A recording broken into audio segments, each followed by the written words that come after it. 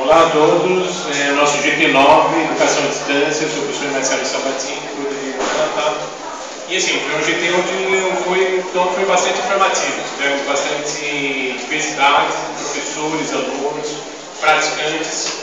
E o que surgiu assim, em termos de certificação, diploma, empregabilidade, qualidade, a gente juntou em 3 orientações gerais. A primeira é que o Centro de Educação precisa tomar para si o papel de referência dentro do processo pedagógico, incluindo a educação à distância, porque o grupo viu como possível perda, né, diante de outras ações e diante de uma resistência cultural que a gente encontra aqui. Essa resistência também está relacionada com a própria formação. A gente tem iniciativas em andamento, a gente tem a licenciatura pelo sistema UAB, tem a Escola de Gestores do MEC, tem o PAIFON, mas a gente não conhece o que está sendo feito e as próprias iniciativas não dialogam entre si.